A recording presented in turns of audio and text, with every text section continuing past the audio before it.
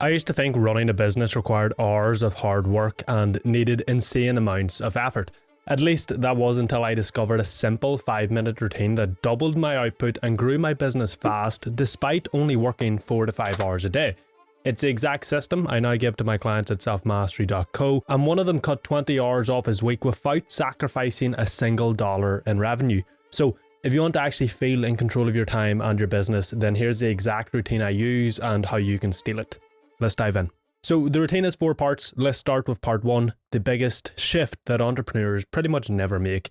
And it's going to solve the number one thing that stops you and every other business owner from starting their day off right. And I learned this the hard way back when I was working or grinding or hustling 12-hour days. You see, my first business was a ghostwriting business. I scaled it to about 20k a month whilst I was still in university studying finance. The first thing I would do each morning is when I woke up was I would check notifications, jump into admin and put out fires. You know, if a client messaged me, I was back to them first thing in the morning.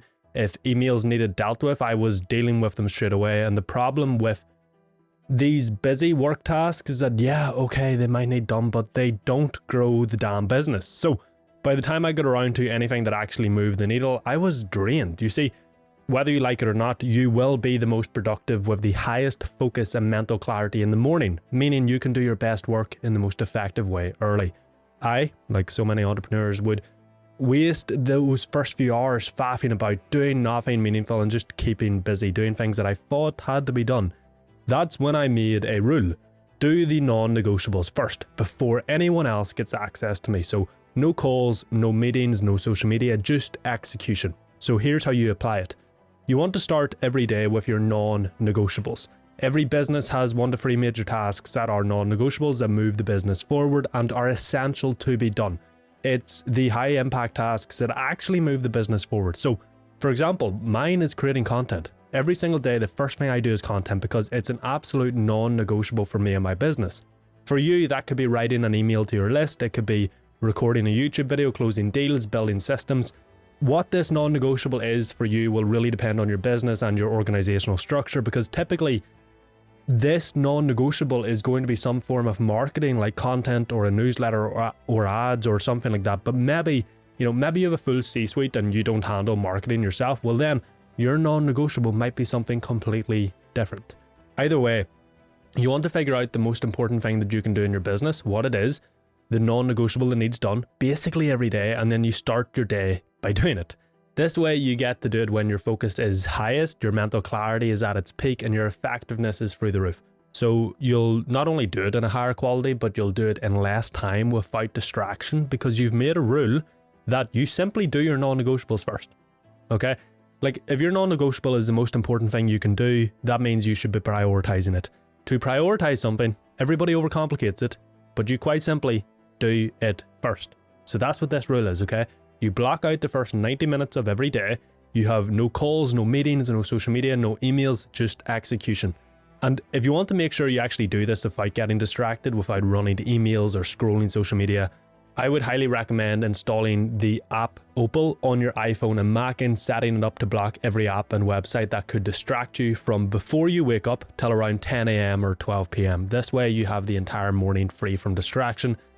That Opal is only available on iPhone and Mac, I'm pretty sure, but Freedom is a good alternative for Windows and Android. You can then go all in on that most important task in your business. You can get it done in a super productive way, starting your day on a win with momentum, making it easier to get shit done and be productive for the rest of your day, because momentum it's simply the direction and intensity at which you move. So if you start your day in a negative direction and quite intense, scrolling social media, giving you huge hits of instant gratification and dopamine, the ease of reversing that momentum to create positive momentum is very hard. Okay, it's not easy at all. But if you start your day in a win by doing your non-negotiable, first off, your non-negotiables, because it creates a lot of value and it's so important, it's typically pretty hard, okay? So not only do you have loads of positive momentum from doing the most important thing you can do, but everything else is likely easier, so it's easier to do. And so you're more likely to be productive for the rest of the day, and you no longer, also there's a major thing, a lot of entrepreneurs feel a lot of stress and overwhelm because they have this important task and they sit there and think, oh, I need to do this still. But by doing it first, you don't have to sit there worrying about when you're going to do that important task, or even if you have the time to do it, because guess what? You've done it, okay? And look, don't panic about when you're going to do the emails and the busy work. I'll show you what to do with them in a few minutes. But once you've handled the non-negotiables, there's another layer to this routine if you really want to scale with freedom. You see, a major problem that I've noticed of entrepreneurs at every level, from me when I was starting out a few years back to my clients who make 8 figures, is that they confuse activity with progress. They stay busy all day working in the business, but never actually build the business by working on it.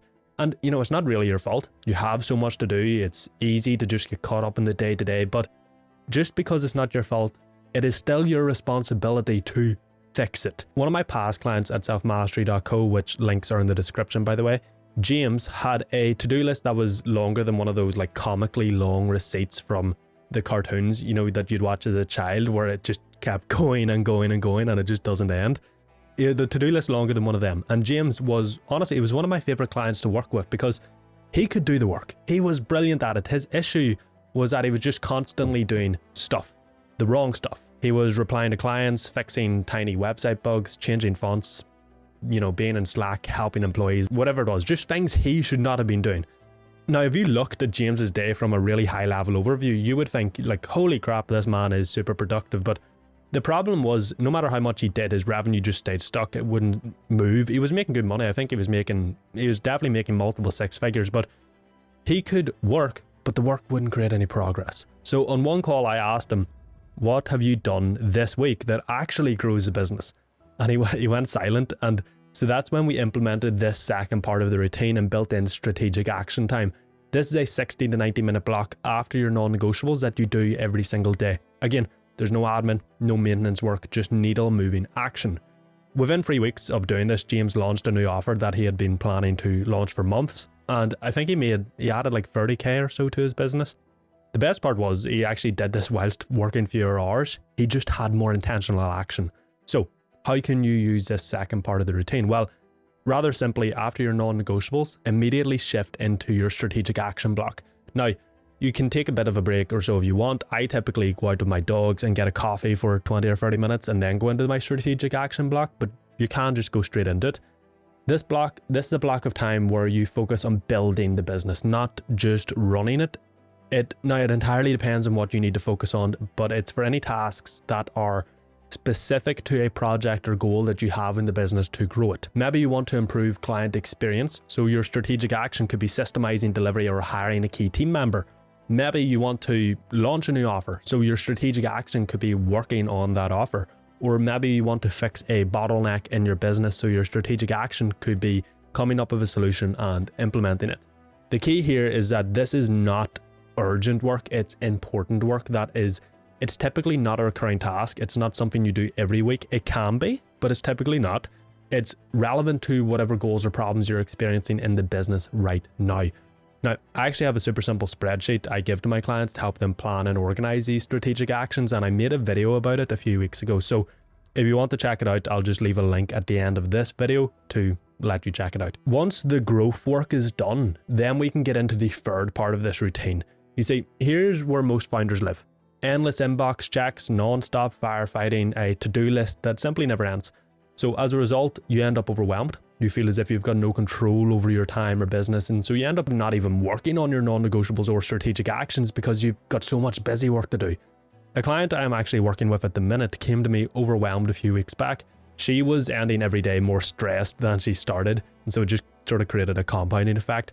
Her schedule was full, but again, her progress was non-existent. She'd start in the morning strong, doing her non-negotiables, but then by 11 a.m. she was buried in emails, team issues, billing problems, whatever it was. Her whole schedule would just get overtaken by busy work and fires that needed dealt with. So we made one simple change. We added a 60-minute daily wrap block at the end of her day. And suddenly she had space, mental clarity, and her schedule was no longer being overtaken by crap. Now, here's how you can apply the same idea so that you can feel more in control of your time and your business. So you see when an email pops up or a Slack message arrives or a team member comes with a problem or a fire pops up, instead of just dropping everything to deal with it in the moment, ruining your schedule and reinforcing this belief that you have no control because you're quite literally letting something else take control of you and your time, and You don't want to do that, okay? So what you do is when something pops up is you write it down. So that means emails, client responses, scheduling, putting out fires. You write them down as they pop up and they wait. And then in your daily wrap block, you go through that list, you sort them out. This way, not only do all those problems actually still get dealt with, but you do so in a way that gives you control, that lets you focus on what's actually important, not just what pops up. You also force team members to take a bit of initiative by telling them, hey, I'm going to deal with this later. And eventually they'll just go, oh, well, fuck, I need this done now. Let me figure it out. Because one of the major issues I often see is that when you drop everything to solve an employee's problem, you just train them to rely on you, to come to you with a problem without even thinking of how to solve it. A daily wrap stops that. Now, one thing you can change about this, depending on your team and your business, is you can add in an extra communication block. So let's say at 12 p.m. you do a 30-minute communication block where you respond to team messages or clients, but you still leave emails and problems until the daily wrap at the end of your day. This way, you're no longer a firefighter. You're no longer overwhelmed by the grind. You're the founder. You're in control. And now we can go on to part 4 of this routine, which is the real unlock. It is the 5-minute move that just most people never do, but it makes the biggest difference because without this, the other 3 parts simply don't matter. You see, most entrepreneurs wake up, no control and no clarity, and clarity is everything because you cannot act on what you do not have clarity on. So most entrepreneurs, founders, business owners, whatever you want to call yourself, wake up, they react, they drift, they waste hours getting ready and doing busy work. So of course they feel overwhelmed, stuck and out of control. And I used to do this myself. That's how I came up with this routine in the first place. You know, I'd wake up, I'd sit down at my desk, I would look at my calendar and try to figure out what mattered. But by then the day had already started pulling me in different directions. Clients were messaging, emails were coming in. And so I would think to myself, screw it, I'll just deal with these first. And then of course, you know, that was that. My day was out of my control. I would just follow wherever it took me. So instead I built a 5-minute end of day routine that made me 10 times more focused the next morning and allowed me to actually be in control of my time. Here's what to do. So your daily wrap is at the end of your day. At the end of that daily wrap, spend 5 minutes mapping out tomorrow. List out your non-negotiables, list out your strategic actions, list out everything else you need to get done, like bringing the kids to school or going to the gym or doing groceries or whatever it is. And then schedule every single thing you wrote down to an hour. That's it. Hopefully you can understand how I say hour. I say hour. It's really weird. I know my accent. I'm Northern Irish. Give me a break. But hour. H-O-U-R. That's it, okay? So your day might end up looking like this. 6 a.m. to 8 a.m. you're doing your non-negotiables. 8:30 a.m. to 10 a.m. you're doing your strategic actions. 10:30 a.m. to 12 p.m. you're doing your strategic actions. 12 p.m. to 12:30 p.m. you're checking in with the team, not solving problems, just checking in and responding to messages. 12:30 p.m. to 1 p.m. you're getting lunch. 1 p.m. to 2 p.m. you're going to the gym. 2 p.m. to 3 p.m. you're doing your daily wrap. Now, obviously that's just an example. You can plan your day however you want it to look, but follow that structure of non-negotiables, strategic actions, daily wrap. In fact, I would highly recommend you get super clear on what you want your typical week to look like. When do you work? When do you not? When do you take calls? How do you want your week to look? Simple, okay? This way you can start to make changes to move toward it and plan your days accordingly. This is one of the first things I do with my clients at selfmastery.co. Again, links in the description, by the way. And it's a complete game changer. You go to sleep clear, you wake up with purpose, you take back control of your time and your business, and you'll show up like a bloody professional every single day. But of course, this is hard to do if you don't know what strategic actions to prioritize or how to structure them. So check out this video here. I'll show you a simple system to help you with that so that you can take back control, be more productive, and finally work less and profit more.